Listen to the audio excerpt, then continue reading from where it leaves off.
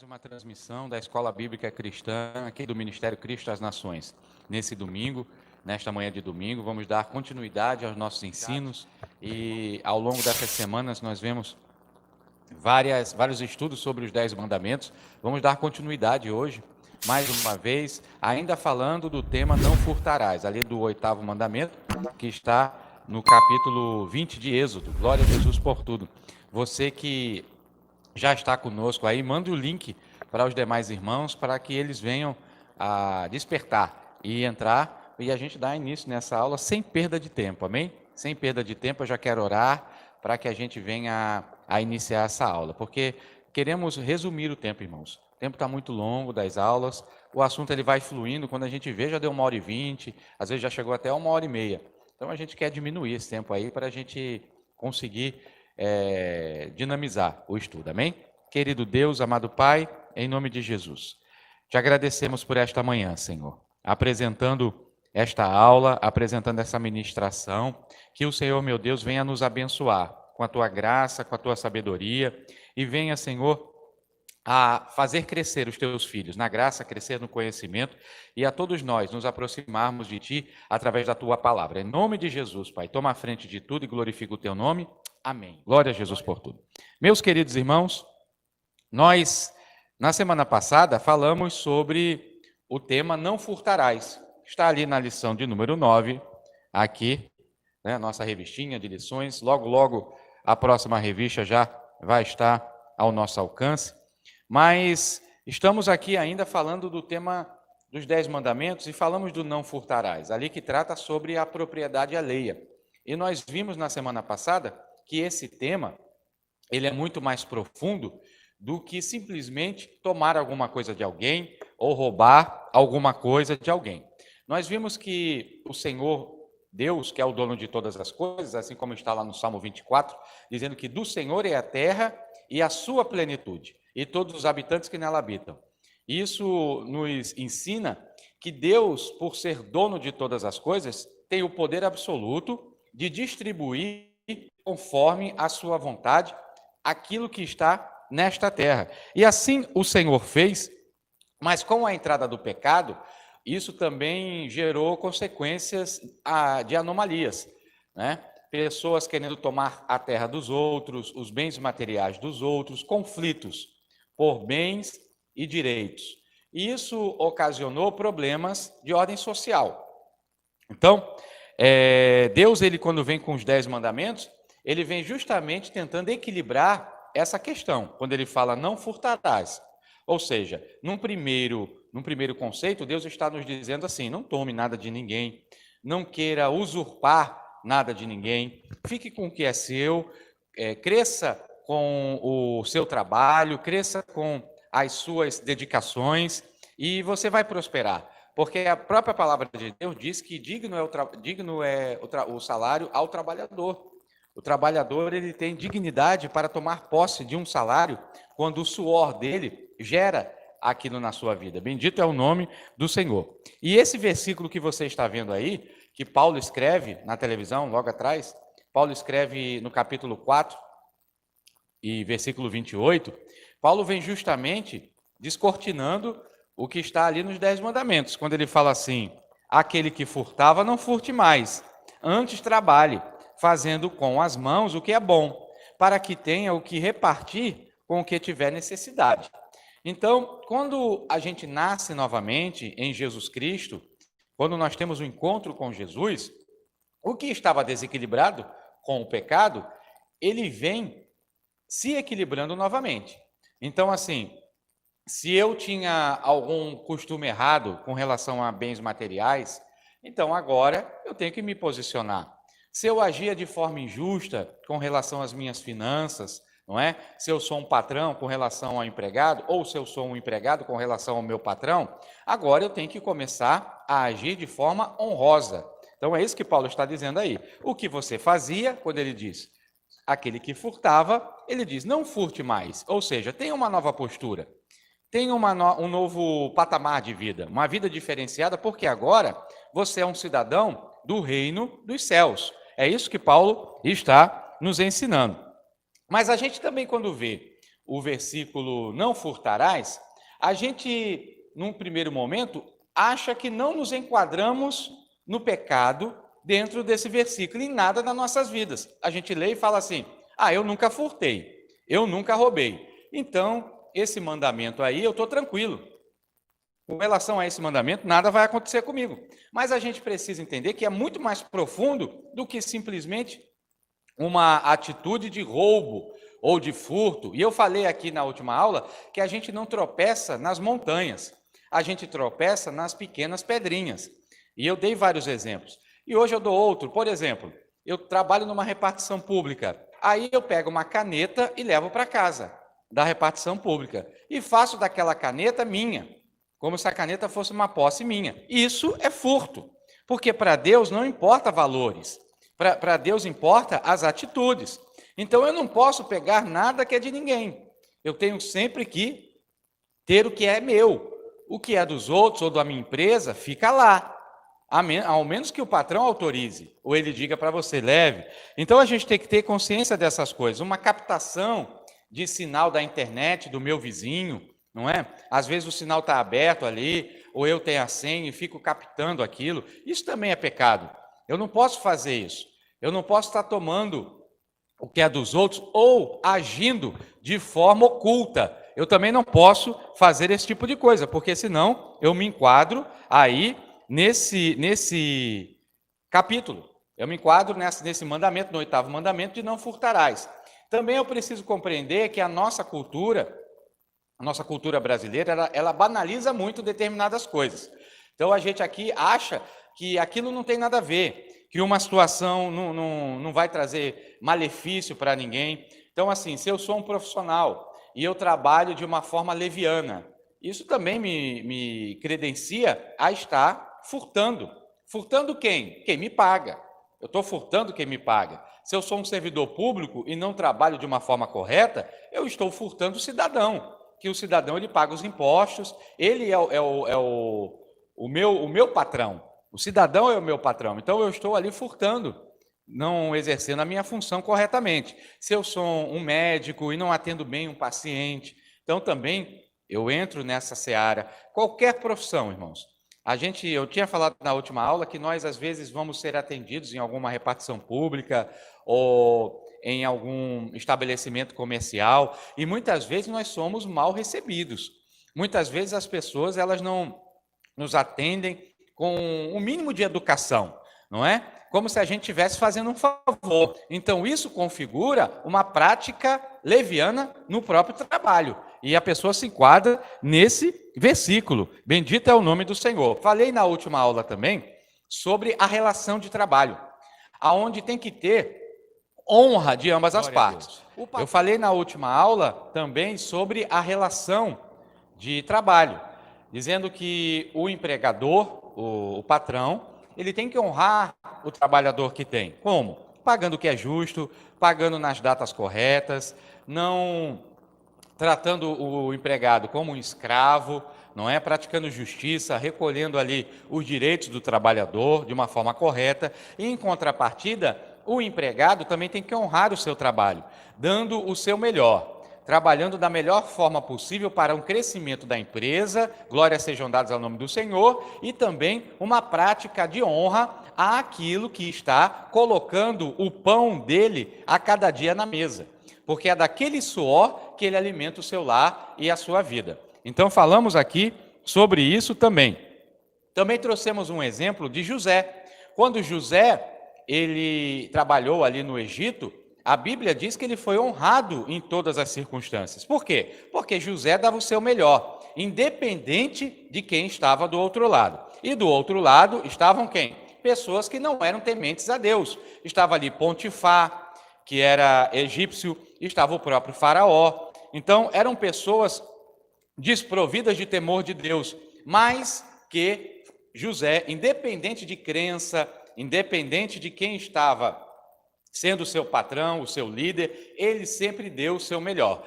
Onde a Bíblia vai nos dizer que aonde José colocava as mãos, prosperava. E por isso mesmo, José chegou aonde chegou. Bendito é o nome do Senhor. Falamos também sobre o ocioso.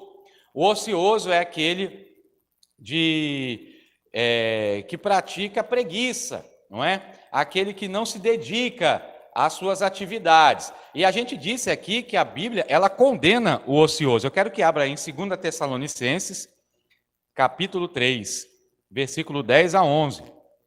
A Bíblia condena o ocioso, né? Falamos aqui sobre isso. Olha aí. Porque quando estávamos convosco, vos mandamos isto, que se alguém não quiser trabalhar, não coma também. Então, o Senhor Jesus, ele pratica a justiça. Aquele que não quer trabalhar, não coma. Seja qual for o seu trabalho, você tem que trabalhar, não é? A gente vai ver que Jesus, em nenhum momento, quando ele convoca os discípulos, ele convocou ociosos.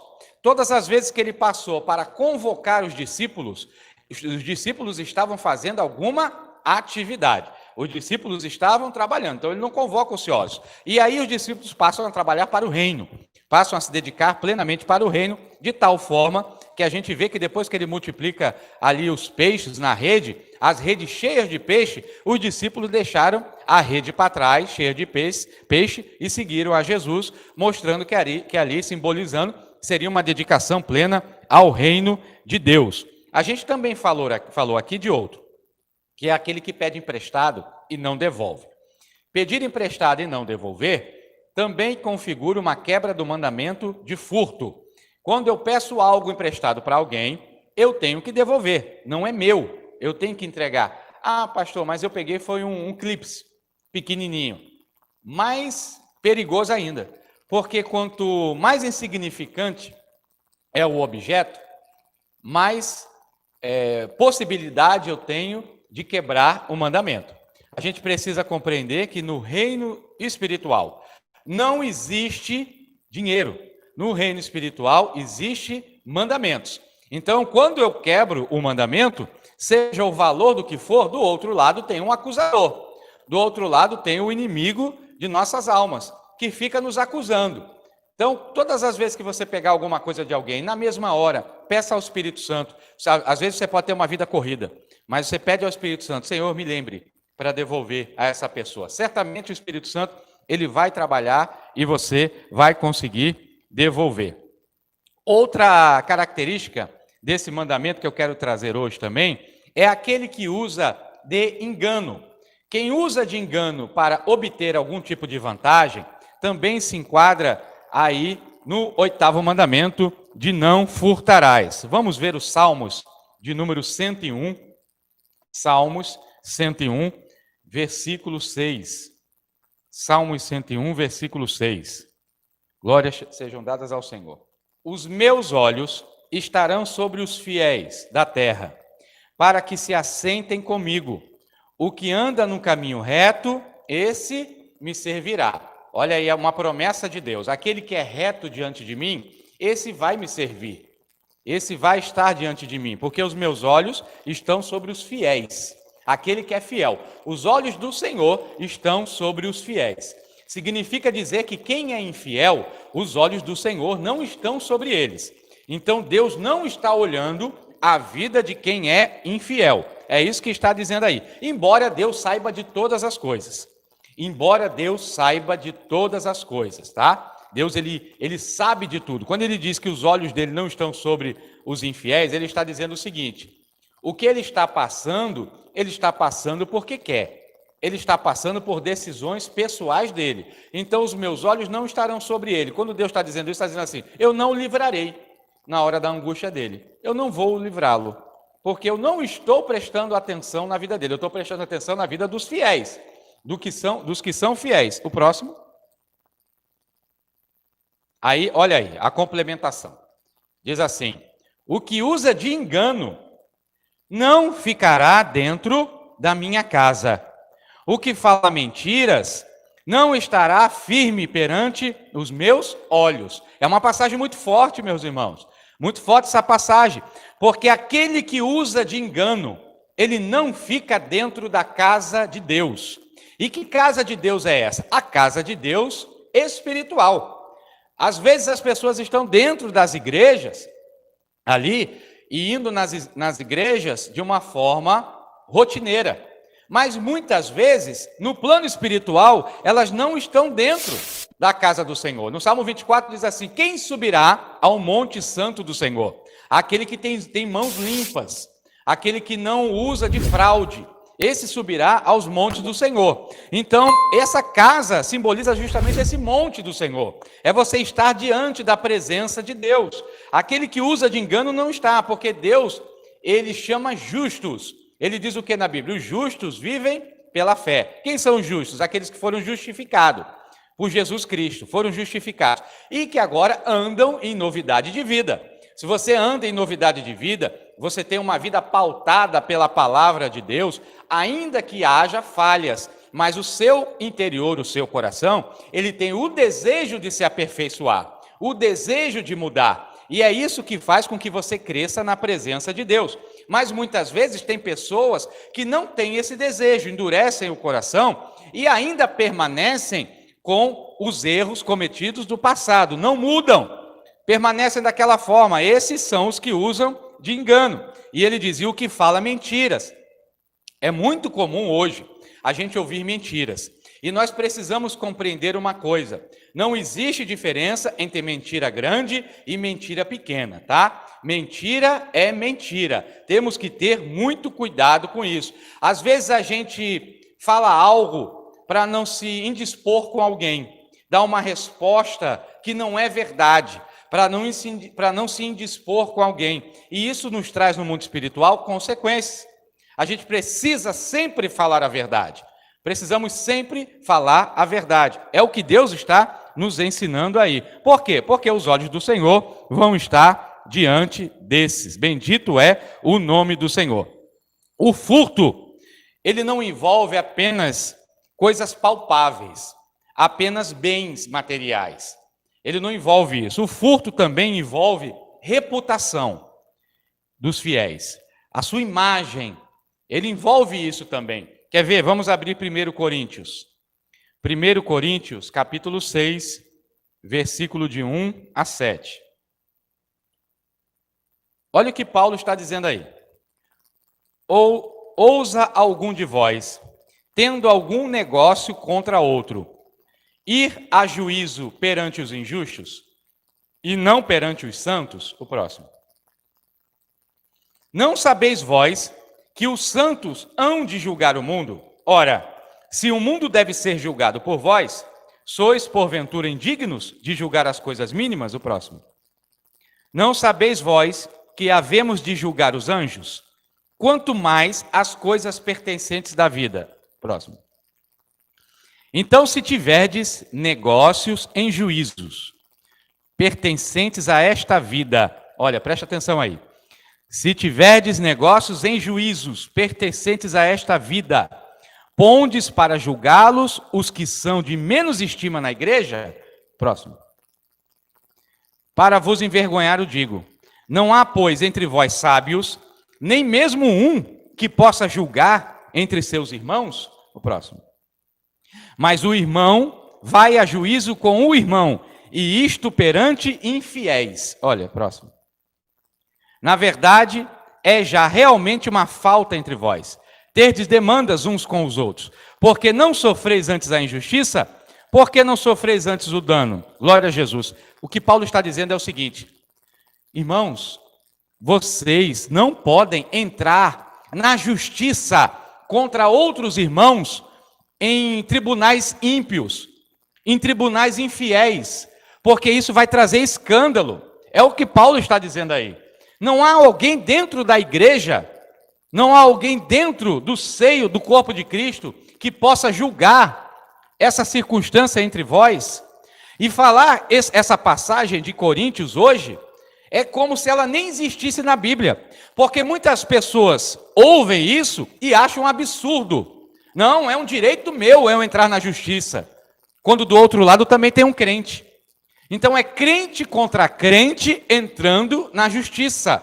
É isso que Paulo está dizendo aí. Não se deve resolver as coisas entre irmãos cristãos na justiça dos homens. É o que Paulo está dizendo aí de uma forma muito clara. Você pode até não concordar do outro lado, mas está escrito exatamente desta forma. E tem pessoas que dizem assim: ah, mas isso foi para o tempo lá da igreja de Corinto, eu tenho que ver que foi aplicado só naquela época. Conversa fiada. Falar isso, meu irmão, falar isso é você querer benefício próprio, é você querer trazer para você uma circunstância que não te condene, historicamente da Bíblia. É você frear a palavra de Deus e dizer que ela não é viva e eficaz, dizer que ela só serviu para aquele tempo. E eu estou falando de Novo Testamento, eu não estou falando de Antigo Testamento. Então, quando eu digo isso, eu também tenho que relativizar todas as outras passagens da Bíblia. E isso é uma mentira, eu não posso fazer isso. Se era aplicado antes, é aplicado hoje também, tá bom? A gente vê aí pastores dizendo, botando outros pastores na justiça, a gente vê pregadores botando outros pregadores, cantores botando outros cantores na justiça, estão quebrando a palavra de Deus. Está errado. Resolva no teu joelho, meu irmão. Vai para o teu joelho resolver, meu irmão, porque você tem um justo juiz nos céus, é ele quem peleja a tua peleja, meu irmão. Se os olhos dele estiverem diante de você, vai ser resolvida a situação. Se os olhos do Senhor estiver diante de você, vai ser resolvida a situação. É pastor que se divorcia de pastora e vão para a justiça brigar pelos bens. É terrível, meu irmão. Terrível. Aí fica ouvindo piada do Ministério Público, fica ouvindo piada do magistrado, dizendo, ah, são crentes, né? Vocês são irmãos, né? Estão aqui, entendeu? É pastor falando em rede social, me processe. Eu só falo com você na justiça. Para outro pastor também, em nome de Jesus, se converta, meu irmão. Jesus está voltando, meu irmão. A Bíblia diz que os limpos de coração verão a Deus. Se o teu coração tiver desse jeito aí, tu fica, meu irmão, no arrebatamento. Pega essa palavra, meu irmão, vai para o joelho e faz prova dessa palavra. Pelo menos diga assim, aquilo que aquele pastor estava falando é verdade. Pelo menos faça essa oração a Deus. Faça essa oração a Deus e você vai ver se Deus não vai falar com você. Você vai ver. Porque não pode, irmão. Não pode estar resolvendo as coisas na justiça, irmão. Não pode. Crente contra crente, não. Crente contra crente, não. São os dois crentes? Resolvam entre si. Subentende-se que são pessoas que nasceram de novo. Subentende-se que são pessoas que praticam justiça, que têm domínio próprio. São pessoas que têm mansidão. São pessoas que têm temperança. Ah, mas ele não tem domínio próprio. Mas ele não tem mansidão. Mas ele não tem, ele não pratica a justiça, então não é crente. Então não é crente. Crente não é quem fala que é crente. Crente é quem vive como crente. Porque falar até papagaio fala. Não é assim, irmãos. Não é assim. Crente, quem crê em Cristo, é aquele que vive a palavra de Deus. É esse que crê, não é quem fala. Não é quem fala, é quem vive a palavra de Deus. Glórias sejam dadas ao nome do Senhor. Vamos seguir à frente.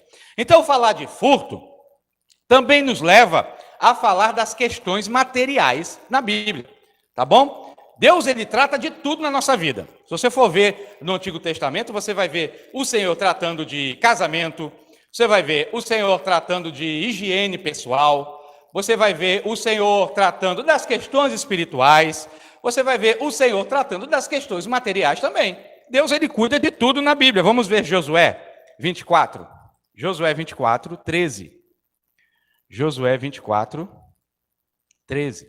E eu vos dei a terra em que não trabalhastes, e as cidades que não edificastes, e habitais nelas, e comeis das vinhas, e das olivais que não plantastes. O próximo. Agora, pois, temei ao Senhor, e servi-o com sinceridade e com verdade. E deitai fora, tire fora os seus deuses, aos quais serviram vossos pais, além do rio e no Egito, e servir ao Senhor. O último. Porém, se vos parece mal aos vossos olhos servir ao Senhor, escolhei hoje a quem sirvais, se aos deuses a quem serviram vossos pais, que estavam além do rio, ou aos deuses dos amorreus, em cuja terra habitais. Porém, eu e minha casa serviremos ao Senhor. Perceba que esse momento, essa frase, essa expressão, ela foi dita por Josué, ela foi falada pelo líder de Israel, falada naquele momento em que Deus estava dividindo as terras. O Senhor fez uma promessa a Abraão. nessa promessa, depois da passagem do povo pelo Egito, tirando o povo do Egito, atravessando o povo todo o deserto, conquistando ali a terra que mana leite e mel, Canaã, a terra que Deus havia prometido. Então, o que aconteceu aí nesse momento, meus amados? Houve uma divisão de terras. O povo de Israel era dividido em 12 tribos. Então, houve uma divisão de terras para essas tribos. Eles tiveram, cada um ali, a sua porção de terra. Para quê? Para que dessem crescimento na sua vida. Deus está dizendo aí, vocês estão tomando posse de uma terra que vocês nem plantaram, mas eu estou dando para vocês essa terra. Era Deus abençoando o povo de uma forma material, dando a eles a possibilidade deles crescerem na sua vida, crescerem, frutificarem, plantarem as suas vinhas, cuidarem dos seus animais e ali terem uma vida próspera. Era a vontade de Deus. Todas as tribos receberam? Não. Vamos abrir Deuteronômio 18.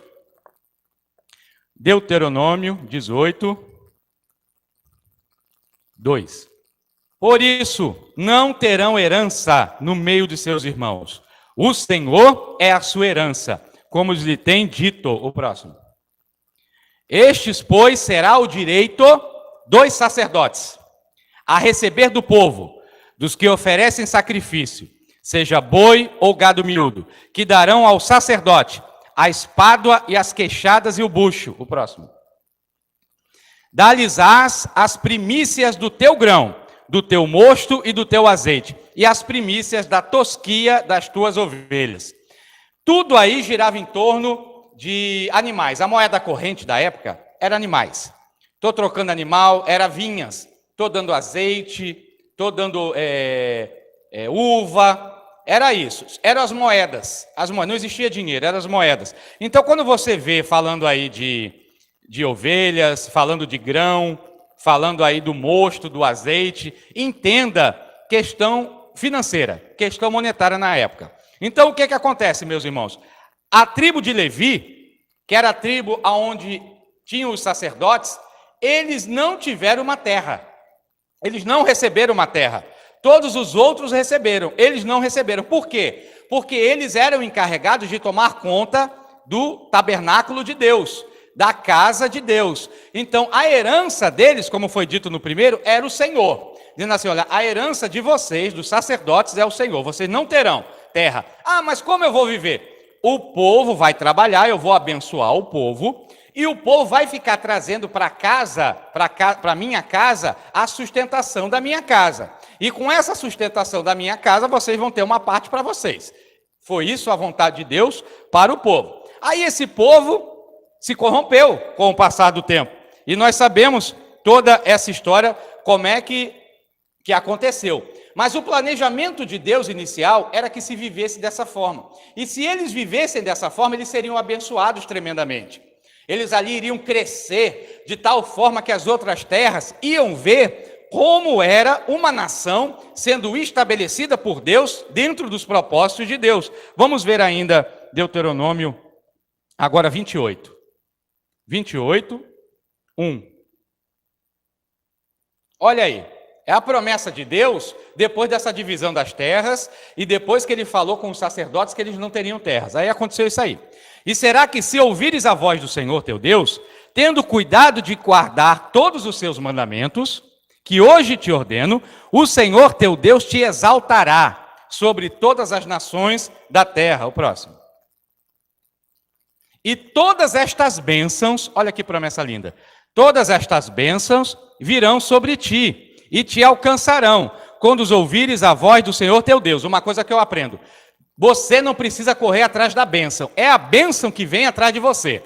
Se você está na direção de Deus, acontece aí, as bênçãos virão sobre ti, não é você que vai atrás da bênção, entendeu? Não precisa estar correndo. Hoje o povo quer exercer a força com os seus braços, meu irmão, quer ali resolver as coisas com os seus braços, mas se você está na direção de Deus, as bênçãos vão correr atrás de você. É o que está dizendo aí o próximo.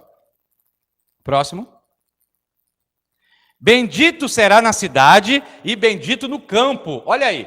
Deus está dizendo o seguinte: você vai ser bendito na cidade, você vai ser bendito no campo, aonde você pisar a planta dos teus pés, você vai ser bendito. O próximo.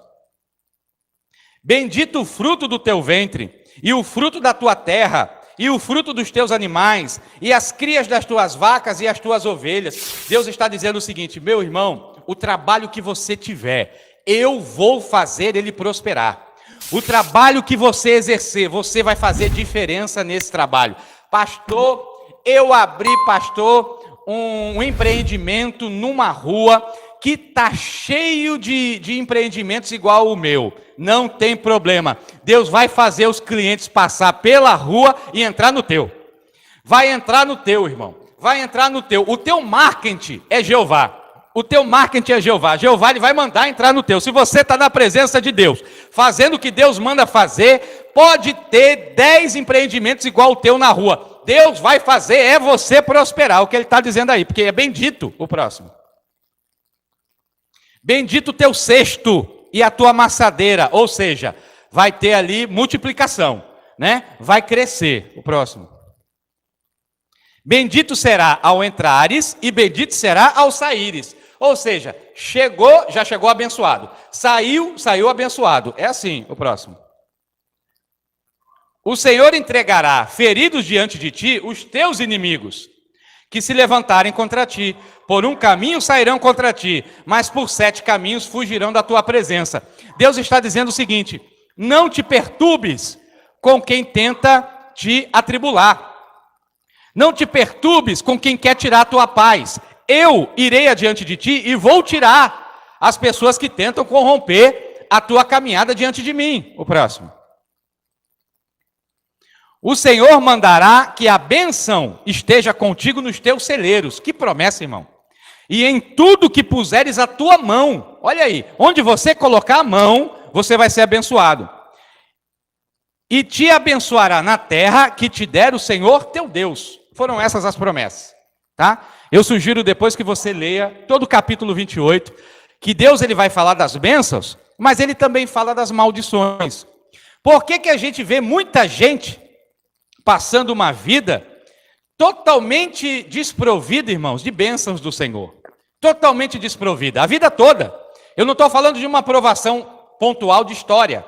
Eu estou falando de uma vida toda em que aquela pessoa só vive pedindo, aquela pessoa só vive na prova, aquela pessoa só vive amarrada ali, porque precisa se alinhar com propósitos de Deus. Muitas vezes a gente não fecha ciclos, deixamos ciclos abertos de alguma coisa, e eu vou falar um pouco sobre isso. Algumas coisas que nos fazem fechar ciclos, para que essas bênçãos caiam sobre nós. Ah, pastor, mas o Senhor vai falar sobre prosperidade, é? Eita Jesus, ele vai falar sobre prosperidade. Meu irmão, não é porque uns negligenciam a palavra de Deus, falando o que não deve falar, que eu tenho que me evitar de falar o que está na Bíblia. Eu não posso. Se alguém está distorcendo a palavra de Deus para dizer que a palavra de Deus só fala de dinheiro, o problema é dele. Ele que se veja com Deus. Mas eu tenho que falar tudo que está na palavra de Deus. Tudo que está com harmonia, com equilíbrio. Porque o nosso Deus, ele quer o melhor para todos nós, em todas as áreas. Deus, ele não quer o pior, ele quer o melhor. Mas a gente com equilíbrio, pautado na verdade, pautado na clareza da palavra de Deus, com muita prudência, com muita responsabilidade, a gente consegue sim falar de todas as áreas da vida.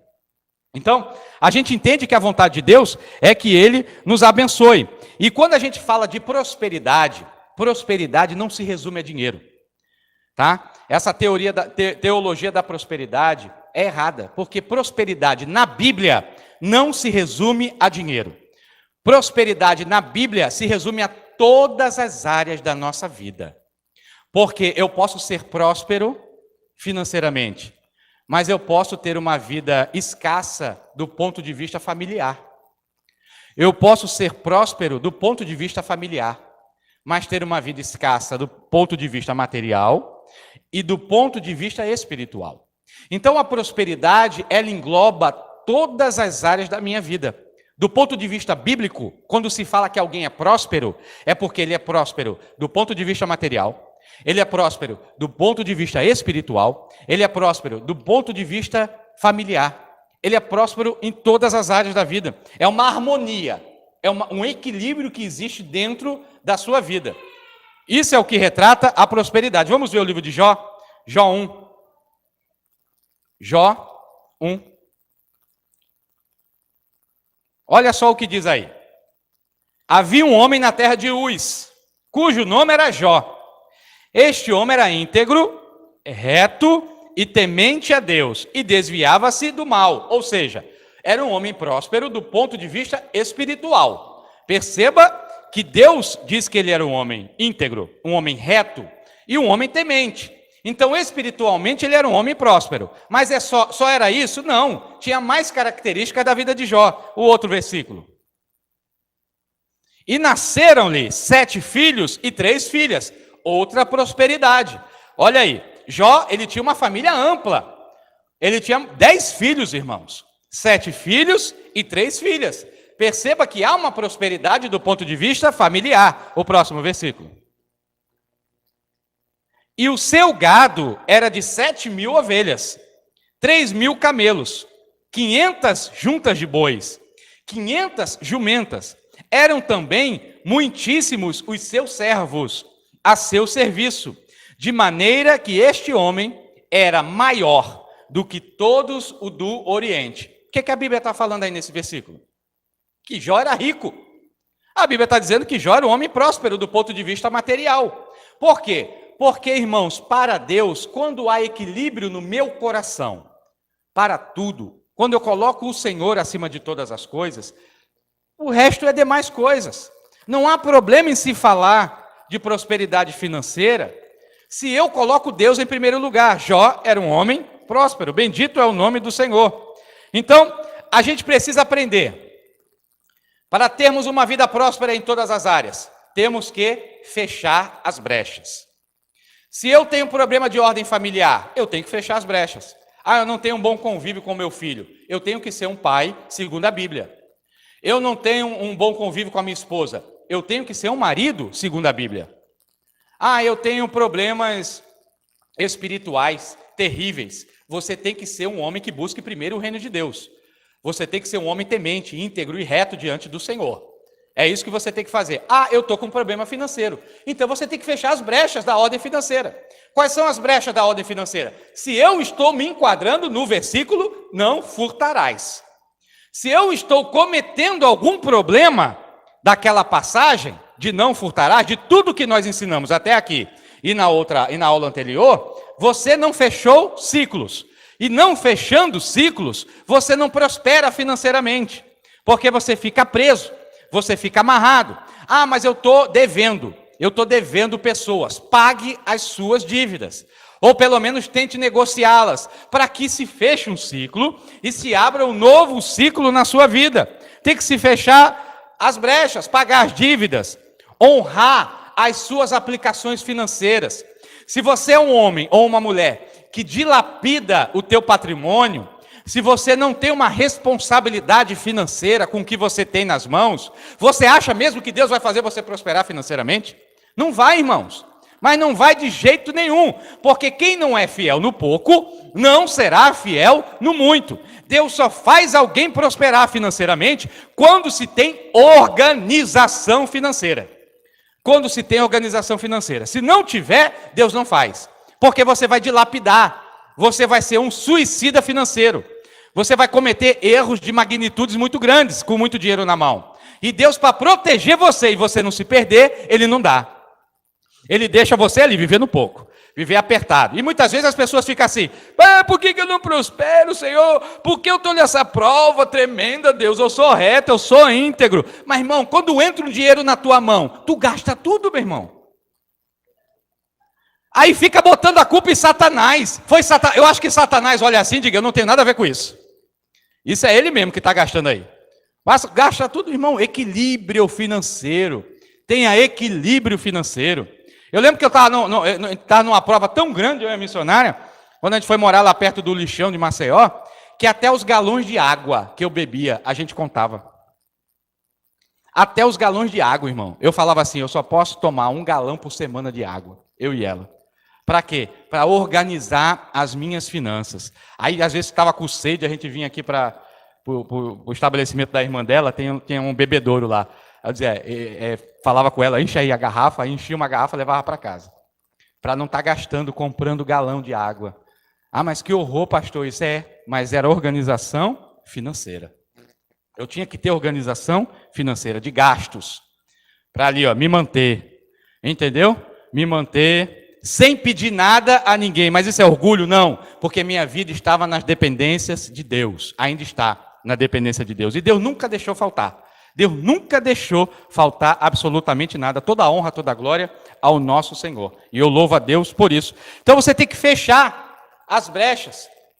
Tem um gato de luz, tem um gato de água. Não vai prosperar não, irmão. Mas não vai prosperar mesmo. Não vai prosperar de jeito nenhum. Por quê? Porque você tem uma brecha tremenda aberta na sua vida financeira. Você está ali dilapidando, você está furtando. Então você não fecha, tá? Eu não posso negligenciar esse ensino. Eu tenho que falar sobre isso também. Eu tenho que falar. As pessoas às vezes não gostam, que a gente quando fala de dinheiro, fala, eu não estou aqui para ouvir falar de dinheiro, mas tem que falar. Né? Tudo aquilo que confronta o nosso eu, ele é questionado. Se eu for dar uma aula de santidade, vai ser questionada. Tá? Se eu for dar uma aula aqui sobre casamento, vai ser questionado por muitos. Não é? Então, a parte financeira também, porque confronta o meu eu. Então, quando confronta o nosso eu, aí há questionamentos. Então, de um lado, tem a teologia da prosperidade, que só fala de dinheiro. Ele acha que as bênçãos de Deus só estão elencadas no plano material. Totalmente equivocado. Mas também, do outro lado, eu tenho a teologia da miséria, que não enxerga as bênçãos de Deus no plano material. Então, eu não posso nem adotar uma teologia, que é da prosperidade, e nem a teologia da miséria, achando que Deus também não trabalha nessa área. Não é assim. Eu tenho que ter um equilíbrio, temos que evitar os extremos e trabalhar nisso. Então, se eu for dar uma aula aqui sobre desigrejado, também vai afetar muita gente. Muita gente também não vai gostar. Por quê? Vai confrontar o teu eu. Aí não quer ouvir também, tá? Mas nós temos que falar sobre tudo. Então, não furtarás. Qual é outra forma de furtos também que cometemos com Deus? O dízimo. Quando dizimamos, também de uma forma equivocado ou deixamos de dizimar, também estamos furtando a Deus. Abra lá em Malaquias 3, 8, 11. Roubará o homem a Deus? Todavia vós me roubais. E dizeis, em que te roubamos? Nos dízimos e ofertas. O próximo. Com maldição sois amaldiçoados, porque a mim me roubais. Sim, toda esta nação. O próximo. Vai acompanhando aí na televisão. Trazei todos os dízimos à casa do tesouro, para que haja mantimento da minha casa, e depois fazei prova de mim nisto, diz o Senhor dos Exércitos, se eu não vos abrir as janelas do céu e não derramar sobre vós uma bênção tal, até que não haja lugar suficiente para recolher, diz o último. E por causa de vós repreenderei o devorador, e ele não destruirá os frutos da vossa terra. E a vossa vide no campo não será estéril, diz o Senhor dos Exércitos. Então, primeira coisa, o dízimo, ele é princípio da criação. O dízimo, a pessoa fala assim, o dízimo era da lei. Não é da lei, o dízimo é antes da lei. O dízimo é da época de Abraão. Você vai ver que Abraão, em Gênesis, dizimava, tá? Lá, a gente vê que Abraão dizimou. Gênesis 14, 18, pode abrir. A gente vê que Jacó dizimou. Então, o dízimo é antes da lei, é da época dos patriarcas, princípio da criação. O dízimo é da lei, e o dízimo é depois da lei. Então, é princípio da criação. A gente vai ver o dízimo em tudo isso. Olha aí o que diz essa palavra. E Melquisedeque, rei de Salém, trouxe pão e vinho, e era este sacerdote do Deus Altíssimo. Próximo. E o abençoou, e disse, bendito seja Abraão, pelo Deus Altíssimo, e o possuidor dos céus e da terra. O último. E bendito seja o Deus Altíssimo, que entregou os teus inimigos nas tuas mãos. Última passagem. Não, ali anterior. E Abraão deu-lhe o dízimo de tudo. Olha aí, antes da lei, época de Abraão. Então a gente vai ver que o dízimo era aplicado também antes da lei. Nós precisamos compreender que o dízimo, ele é instituído por Deus e foi depois ratificado por Jesus. Porque Jesus, ele não veio para revogar a lei, ele veio para cumpri-la. E Jesus mesmo fala isso. em Mateus 23. Vamos lá abrir. Mateus 23. Mateus 23, 23. Olha o que Jesus está falando aí, irmãos. Novo Testamento. Ai de vós, escribas e fariseus, hipócritas, porque dizimais a hortelã, o endro e o cominho, e desprezais o mais importante da lei, o juízo, a misericórdia e a fé. Deveis, porém, fazer estas coisas e não omitir aquelas. Olha aí. Jesus ele estava confrontando os fariseus, porque os fariseus, eles eram tão perfeccionistas que eles davam o dízimo da hortelã. Você já viu uma folha de hortelã? Eles contavam as folhas de hortelã. Ah, tem 10 folhinhas de hortelã aqui. Então tirava uma e dava o dízimo. Aí ele pegava o endro e pegava o cominho desse tamanho. Contava os cominhos, pegava e tirava o dízimo do cominho e dava. Só que eles eram implacáveis. Eles eram homens que não tinham misericórdia. Eles eram homens que não tinham a fé para crer que Jesus era o Filho de Deus. Eles eram homens que não tinham amor ao próximo. Aí Jesus chama eles de hipócritas. Jesus diz assim, vocês estão dando dízimo disso daí, mas vocês estão negligenciando a misericórdia. Vocês estão negligenciando a minha justiça. Vocês estão negligenciando a fé. Aí ele termina nessa passagem dizendo assim, vocês deveriam fazer estas coisas. Que coisas? Ter misericórdia, ter fé, praticar justiça. E termina o versículo dizendo, e não omitir aquelas. Ou seja, ele diz, façam o que vocês estão fazendo. Mas some a isso a misericórdia. Some a isso a sua fé. Some a isso a justiça de Deus. Porque de nada adianta você dizimar dessa forma se você está negligenciando aquilo. É o que Jesus está ensinando. Então Jesus ratificou o dízimo. Ele não omitiu o dízimo aí. Ele disse que o dízimo era válido. E quando Deus fala ali em Malaquias que nós lemos, que a questão de maldição que recai sobre as nossas vidas, quando a gente deixa de dar dízimo, esse tipo de coisa. Pastor, Deus está me amaldiçoando? Não. Deus não está te amaldiçoando. Deus está nos alertando. Ele está nos alertando. Lembre quando eu falei que o reino de Deus é baseado em justiça? É um sistema jurídico espiritual. Então ele está nos alertando, tá? Para que o maligno não toque nessa área nas nossas vidas. É isso que ele está nos alertando, tá bom? Satanás não tem poder para tocar na gente. Ele não toca em mim, não toca em você e não toca nos irmãos que estão aqui. Porque nós somos filhos do Deus Altíssimo. Mas, todavia, entretanto, ele tem poder de tocar nos nossos bens, quando não reconhecemos a Deus, ele como dono de tudo.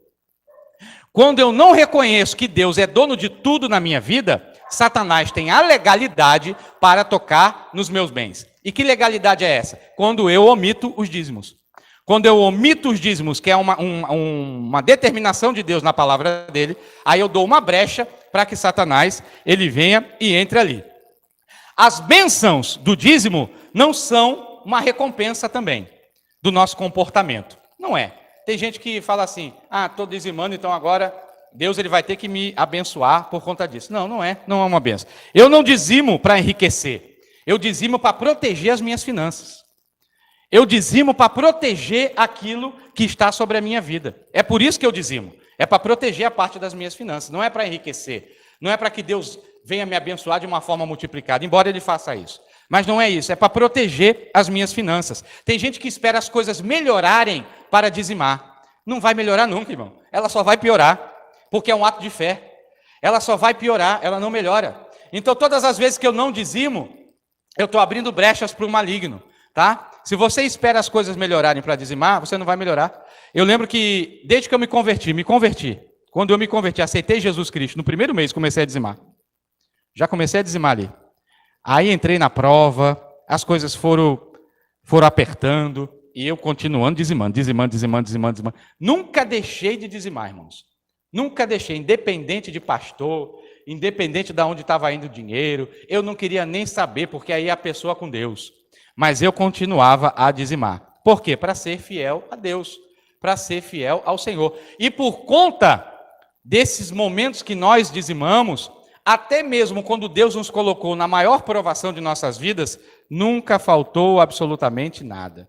As coisas elas vinham fluindo, as coisas elas vinham acontecendo, no pouco, é verdade, mas elas vinham. Por quê? Porque as nossas finanças estavam protegidas. A gente ali estava com as brechas fechadas. E é isso que nós temos que fazer. Nós temos que fechar as nossas brechas. Louvado seja o nome do Senhor. Mas pastor, eu queria ver uma nova palavra de dízimo no Novo Testamento. Vamos para Hebreus, capítulo 7, versículo 4. Hebreus 7, 4. Olha aí. Considerai, pois, quão grande era este a quem até o patriarca Abraão deu os dízimos dos despojos. O próximo. E os que dentre os filhos de Levi recebem o sacerdócio, têm ordem segundo a lei de tomar o dízimo do povo, isto é, de seus irmãos, ainda que tenham saído dos lombos de Abraão. O próximo. Mas aquele cuja genealogia não é contada entre eles, tomou dízimos de Abraão e abençoou os que tinham as promessas. O próximo. Ora, sem contradição alguma, o menor é abençoado pelo maior. O próximo. E aqui certamente tomam dízimos homens que morrem. Ali, porém, aquele de quem testifica que vive. Próximo. E por assim dizer, por meio de Abraão, até Levi, que recebe dízimos, pagou dízimos. O próximo. Porque, ainda que ele estava nos lombos de seu pai, quando Melquisedeque lhe deu ao encontro. Até aí. Ele está falando dos dízimos, da validade dos dízimos. Ele diz assim, olha, na época da lei, dava-se o dízimo aos sacerdotes. Agora o dízimo é dado àquele que vive. Quem é que vive? Jesus Cristo. É Ele quem vive. Então os dízimos é dado a Jesus. Então eu aprendo com essa passagem de Hebreus e depois eu te convido a você ler com calma essa passagem, para você esmiuçar versículo por versículo, orando ao Espírito Santo, para Ele te confirmar. Quando nós damos o dízimo hoje, no tempo da graça, é diferente do que o tempo da lei. Porque no Antigo Testamento, o dízimo era um mandamento. Era um mandamento, era uma obrigação. Quem não desse o dízimo ali, ele estava ali afrontando a lei de Deus e ia sofrer as consequências físicas, inclusive, quando dava, no Antigo Testamento. Então, no Antigo Testamento, era institucional, era lei, era obrigação, era entregue aos sacerdotes mortais. Quando eu dava o dízimo, eu estou dando aqui ao sacerdote mortal, ó, na mão dele, ó, toma, é teu, toma. Estou entregando ao sacerdote. Lembra quando eu disse que o sacerdote não tinha terra, não tinha herança? Então, ele recebia o dízimo nas mãos, tá? Era terreno, tá? Era algo terreno, era algo obrigatório, independente do coração. Aí vem o Novo Testamento, falando do dízimo. Agora é diferente. Agora é um ato de fé. O dízimo é um ato de fé, não é mais mandamento, é um ato de fé. Então, aquele que crê, aquele que tem fé, dá o dízimo. Ah, mas eu não creio, pastor. Não dê. Se você não crê, não dê. Só dê quando você crê. Porque é um ato de fé. E agora é mandamento? Agora é da lei? Não, agora é celestial. É celestial. Eu estou dando dízimo agora para o Senhor. Eu não estou dando dízimo para o pastor fulano, para o missionário fulano. Não, eu estou dando para o Senhor. É entregue ao sacerdote mortal, a ele, tá? Independe da lei. É um relacionamento do homem com Deus. O dízimo é um ato de adoração. Quando eu dou o dízimo hoje, é um ato de adoração. Por isso que a palavra diz, fazer com alegria. É com alegria. Se no seu coração ainda não há disposição de dar dízimo, é em vão que você dá. Se você está preso àquilo, ao dinheiro, para você dar o dízimo, é em vão. Não dê. Não dê porque Deus não está recebendo. Você só dá quando você já tiver com o seu coração inclinado para dar. Porque é um ato de adoração. É assim que nós temos que dar. Ah, mas pastor, e o inimigo? Ele vai tocar nas minhas finanças? Aí as consequências. Né? Porque toda ação no mundo espiritual tem uma reação. Mas peça a Deus para trabalhar no seu coração, para que você consiga dizimar. E as ofertas? As ofertas, ela é uma semeadura. Vamos ali para 2 Coríntios 9, 6, 7, para terminar.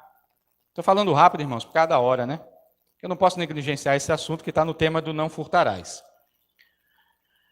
E isto digo, que o que semeia pouco, pouco também ceifará.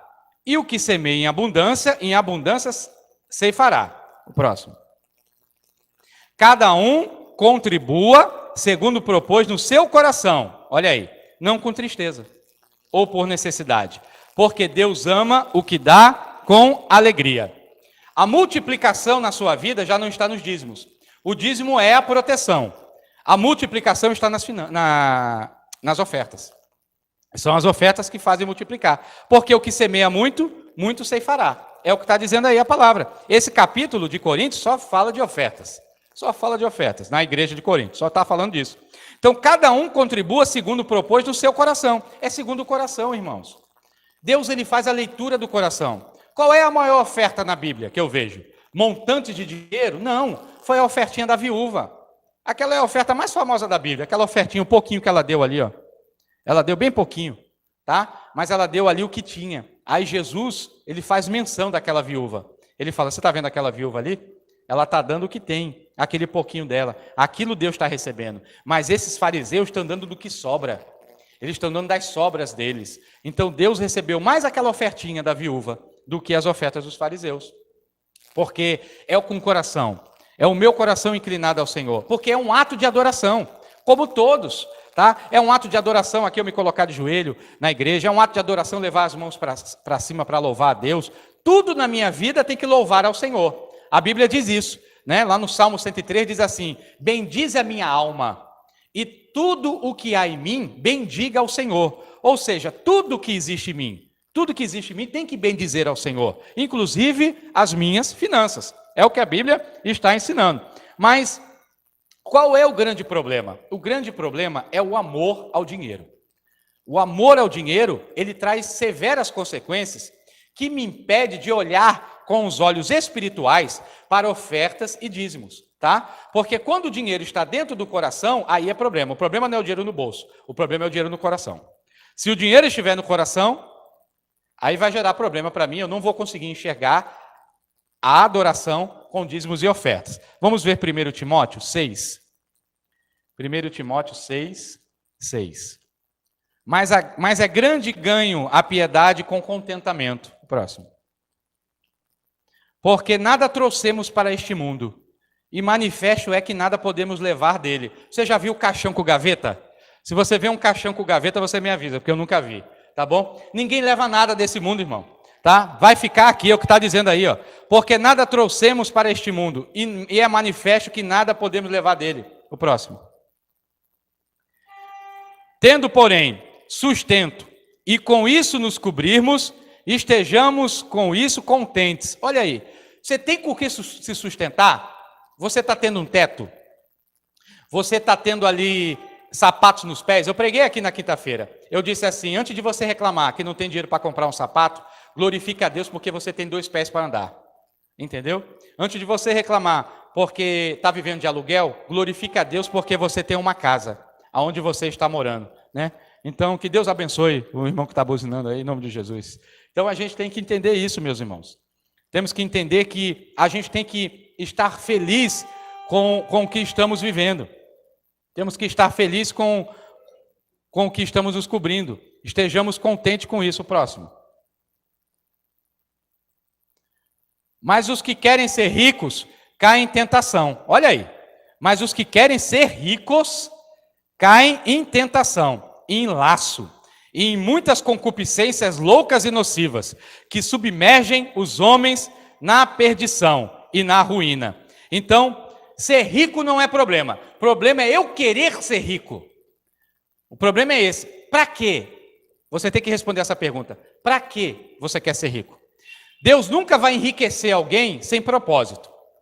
Deus nunca vai enriquecer alguém sem propósito para o seu reino. Então, aqueles que querem ser ricos, por isso, eu peguei esse versículo para combater o jogo na Mega Sena. Esses jogos, irmãos. Você está jogando na Mega Sena, pastor, eu estou jogando por jogar, é pecado? Não, a Bíblia não diz que é pecado, mas você quer ser rico. Você quer ser rico, é o que está dizendo aí, ó. Os que querem ser ricos caem em tentação, em laço, e em muitas concupiscências, porque Satanás já está vendo no coração que você quer ser rico. Então você primeiro tem que glorificar a Deus. Se Deus te enriquecer, glória a Deus. Se Deus não enriquecer, glória a Deus também. Em tudo dê glória a Deus. Entendeu? Então não queira ser rico, tá? Embora ele possa te enriquecer. O próximo.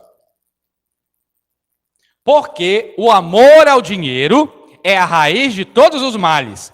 E nessa cobiça, alguns se desviaram da fé e se traspassaram a si mesmos com muitas dores. Você está vendo? Eu digo aqui sem medo de errar. Tem muito crente que Deus não vai enriquecer nunca, porque se pegar em dinheiro, meus irmãos, ele abandona Jesus no outro dia.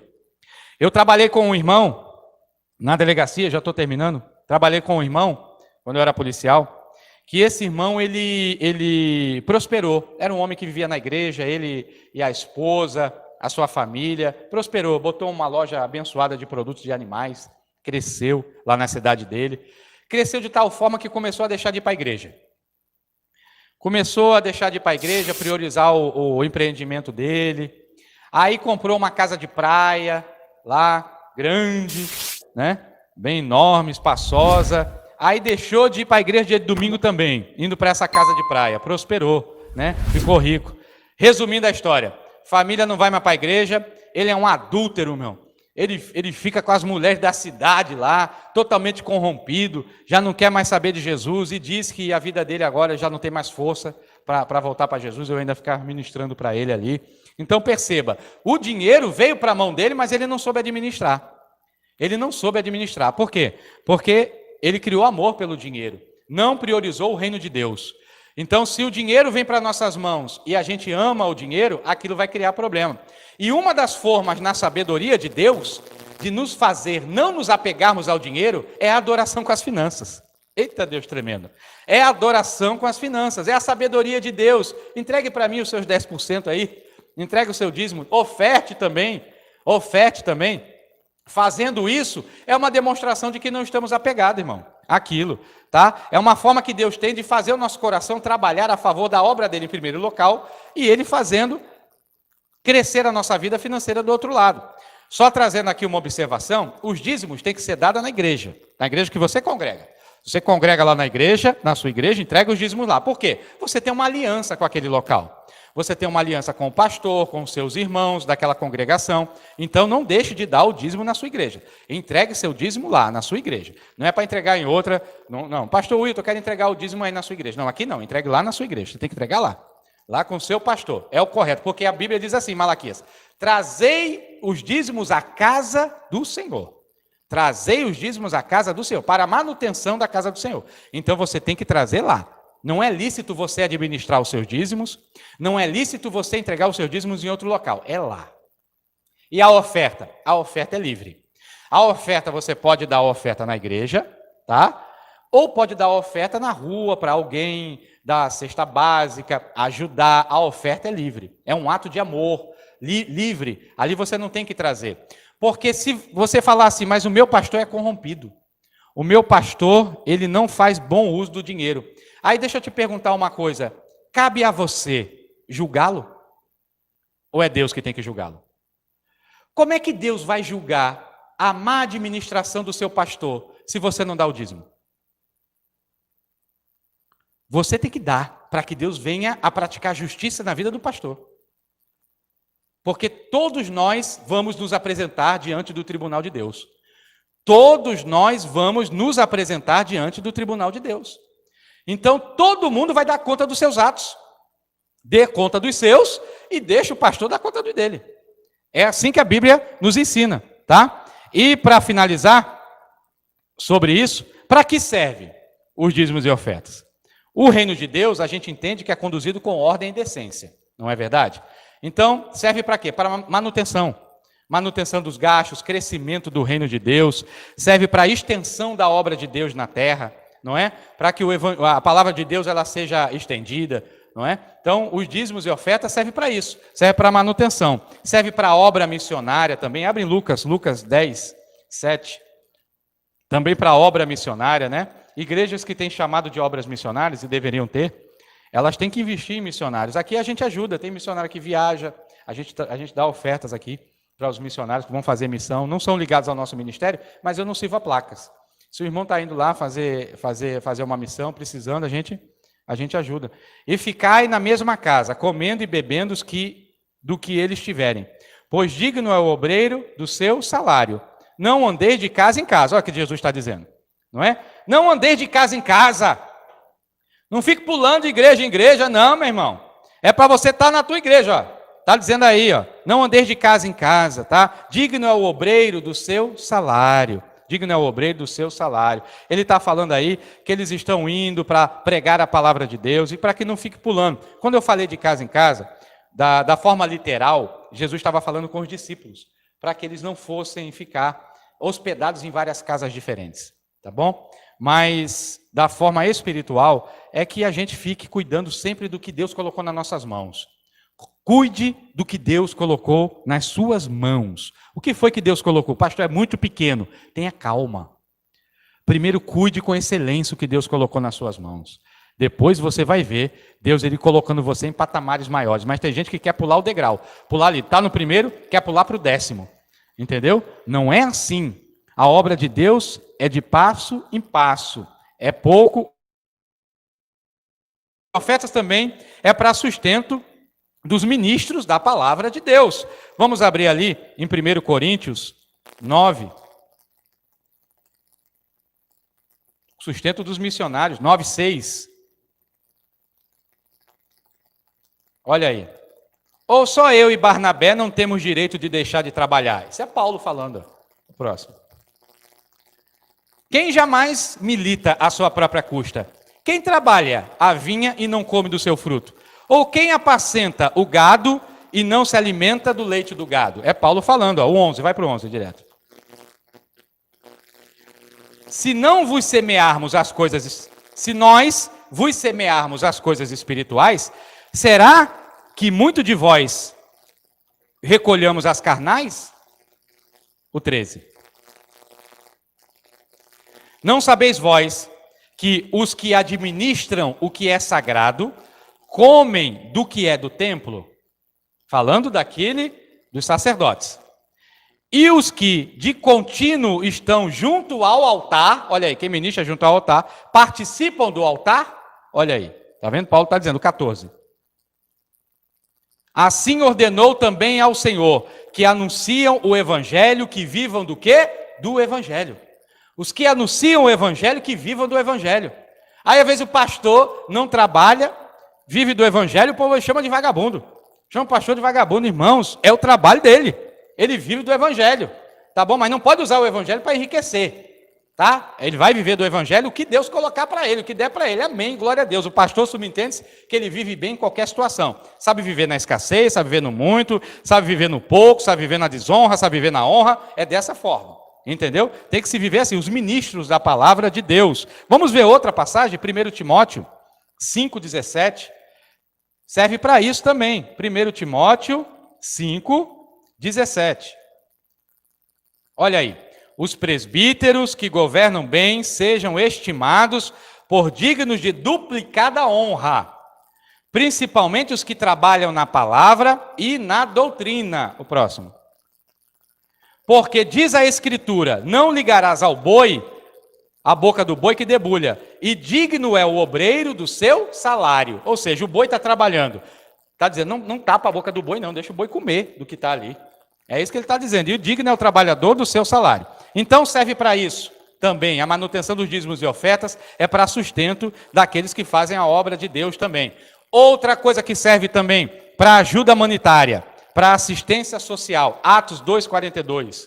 Serve para isso também, os dízimos e ofertas. Ajuda humanitária e assistência social. Olha aí. Atos 2:42. E perseveraram na doutrina dos apóstolos, na comunhão e no partir do pão e orações. Então, eu tenho que ajudar as pessoas. A gente tem que ver as pessoas necessitadas, os famintos. Tiago vai dizer que a verdadeira religião é ajudar os órfãos e as viúvas nas suas dificuldades. Então, é ajudar os que precisam. Tá? Os dízimos e ofertas têm que ser aplicados por uma igreja na ajuda aos necessitados. O correto é isso. Dízimos e ofertas também não pode ser visto, meus amados irmãos, como uma obrigação, mas como um privilégio. Quando você enxergar dízimos e ofertas na sua vida como um privilégio, as coisas elas vão fluir, tá? Porque só entende o verdadeiro sentido de adoração dos dízimos e ofertas quem recebeu vida, quem recebeu salvação, quem recebeu paz, quem recebeu segurança, do que o que está dando compreende o porquê da adoração dos dízimos e ofertas. Antes de requerer os nossos dízimos e ofertas, Deus ele requer o meu coração e o teu coração. Você precisa compreender isso. Deus não quer teu dinheiro. Deus, ele quer o teu coração. Entendeu? O seu dinheiro é uma forma dele trabalhar em você. Esse aspecto também na sua vida. Um coração que é inteiramente convertido, ele não tem restrições nenhuma para o Senhor. Um coração que é totalmente convertido, ele não tem restrições para o Senhor. Não tem restrições nenhuma. Uma vez eu estava numa denominação e a gente não estava muito bem financeiramente, mas, irmãos, estava tendo uma reunião para tratar de assuntos internos dessa denominação. E estava se tratando de tantas coisas ali, sabe, administrativas daquela denominação. E um irmão tinha falado comigo de manhã que estava precisando de uma cesta básica. Ele era novo convertido, a mulher dele tinha abandonado ele estava morando numa grota. E ele chegou lá na igreja, irmãos, ele chegou ali na hora da reunião. E a igreja não quis se separar as coisas para ele lá, assistência social, e a gente tinha separado uma cestinha para ele. E ele chegou lá, irmãos, tão triste, o homem tão na prova, irmão. Chegou ali, eu olhei para aquele homem dali, saí da reunião, não quis nem saber da reunião, levei a cesta básica para aquele homem e falei assim: quanto tiver na minha carteira, irmão, eu vou te dar. Eu não sei nem quanto tinha, eu nem sabia quanto tinha, tá? Mas aí eu abri a carteira, vasculhei lá o dinheiro, porque eu sempre, quando trabalho, aprendi uma coisa: sempre andar com o dinheiro na carteira, que a gente não sabe o dia de amanhã, não sabe o que pode acontecer de emergência. Aí eu tirei o dinheiro que eu estava na carteira dele, todinho na mão dele. Aquele dinheiro, do ponto de vista lógico, faria falta para mim, que não era pouco o que tinha. Mas Deus não deixou faltar na minha vida, irmãos. Deus não deixou faltar na minha vida. Sabe por quê? Porque a gente tem que se compadecer das pessoas. Porque a verdadeira religião é ajudar os órfãos e a viúva. O certo é a igreja parar o que está fazendo ali para ajudar aquele irmão. Parar o que está fazendo, porque Jesus faria isso. Jesus, ele pararia o que estava fazendo, se fosse alguma coisa nesse sentido, para ajudar os irmãos. Entendeu? Como ele parou para tantas pessoas. Jesus caminhando. Quem me tocou? Quem tocou as minhas vestes? Jesus falou com a mulher do fluxo de sangue. Jesus parou para atender o cego de Jericó que clamava. Então, nós precisamos compreender que são coisas que são primordiais. E as coisas primordiais é ajudar as pessoas. Estender a mão. Ah, pastor, mas vai faltar na minha casa. Não vai. Pode fazer prova. Se você der, não falta. Não falta, irmão. Pelo contrário. Aquele que é dizimista e aquele que é ofertante, não falta na casa dele. Quem me pede coisa na rua, às vezes o mendigo para, eu dou uma palavra para ele, eu digo assim: eu nunca vi um justo desamparado, nem a sua descendência mendigar um pão. Eu vou te ajudar, irmão, mas você quer mudar de vida? Aceite a Jesus, porque você nunca vai ver um mendigo crente na rua. Você nunca vai ver. Se ele está lá e ele frequentava a igreja, é porque ele é rebelde. Ele saiu e ele foi rebelde aos caminhos do Senhor. Por isso que ele está mendigando na rua. Mas você não vai ver crente mendigando na rua, não. Tá? Porque Deus não deixa faltar. Bendito é o nome do Senhor. Para terminar, último versículo, Mateus 6, 21. E eu termino essa aula lendo esse versículo. Glórias sejam dadas ao nome do Senhor. Se for o reino de Deus, o seu coração vai lidar bem com todas as coisas. Diz assim a palavra do Senhor. Porque onde estiver o vosso tesouro, ali também estará o vosso coração. Aonde é que está o vosso tesouro? As finanças estão dentro do teu coração? Os bens materiais estão dentro do teu coração? Se tiver, é o seu tesouro. Mas se tiver o reino de Deus dentro do teu coração, aí você tem o maior dos tesouros. Aí você vai ter um tesouro inestimável, um tesouro que não tem valor, incalculável, o valor do reino de Deus sobre a tua vida. E eu já declaro sobre a sua vida prosperidade em todas as áreas. Declaro prosperidade familiar, declaro prosperidade na saúde, declaro prosperidade espiritual, eu declaro prosperidade financeira, eu declaro prosperidade em todas as áreas, porque Deus vai fazer na vida daqueles que são fiéis. Amém? Eu quero orar, glória a Jesus por tudo, enquanto a missionária vai ver se tem alguma pergunta aí, para que a gente venha a responder. Se você tiver uma pergunta, pode colocar, que agora é o momento das respostas. Amém? Querido Deus e amado Pai, bendito é o teu nome, Senhor. Graças te damos por esta manhã. Meu Deus, meu Pai, eu apresento a vida de cada irmão, de cada irmã que estão aqui assistindo conosco, conectados conosco aqui nesta aula. Te peço, Pai, agora que o Senhor visite a prosperidade da vida do teu povo, em todas as áreas. Meu Pai, faz o teu povo prosperar no casamento. Faz o teu povo prosperar na saúde, Senhor. Faz o teu povo prosperar na vida espiritual e intimidade com teu Espírito Santo. Faz o teu povo prosperar, Senhor, na relação com os filhos. Faz o teu povo prosperar, Senhor, no seu interior, para que cresçam no fruto do Espírito, Senhor. Para que desenvolvam, Pai, todas as qualidades que o Senhor tem para derramar sobre nós. Faz o teu povo prosperar nas finanças também, Senhor. Ajude-os a serem organizados, Pai, para que não precisem de outros e que as pessoas vejam que aquele que serve a Jesus, ele tem prosperidade na família, ele tem prosperidade, Senhor, na saúde, ele tem prosperidade na sua vida, Senhor, seja ela espiritual, seja ela material, porque nós servimos ao Senhor de todas as coisas. Bendito é o teu nome. Meu Deus, eu apresento também, Senhor, a vida dos familiares, Pai, de cada um que não está assistindo, mas que o Senhor tem contemplado as orações dos teus filhos. Entra com providência, vai trazendo para a tua presença, firma os passos, Pai, de cada um, Senhor, para que o teu nome seja glorificado. E à noite, Senhor, nos permite estar aqui para apresentarmos um culto de adoração ao teu nome, no nome de Jesus. Amém, amém, amém e amém. E amém em nome de Jesus. Então, meus queridos, um beijo no coração. Se você não é inscrito, vai embaixo aí do link. Tá, a descrição do nosso canal, tá? Ministério Cristo das Nações, Casa do Senhor. Clica nele, vai lá no canal, porque estamos aqui com o canal do nosso irmão Mateus, ele cedendo aqui mais uma vez, vindo com esse coração dele maravilhoso. Você clica lá, vai lá e você se inscreve, para a gente chegar aí aos 1.000 inscritos, 1.003, que é a nossa campanha, para conseguirmos transmitir diretamente aqui pelo nosso canal, amém? Um beijo no coração, vou dar a bênção apostólica e me despedir de vocês. Que o amor de Deus, que a graça do nosso Senhor Jesus Cristo e as doces e ricas consolações do bendito Espírito Santo sejam com todos e todos aqueles que creem do outro lado, digam um amém bem gostoso, em nome de Jesus. Um beijo no coração de vocês, um domingo abençoado, uma semana repleta de novidades e prosperidade da parte de Deus e que o Senhor vos abençoe. De noite estamos juntos em nome de Jesus. Beijão. Fiquem na paz.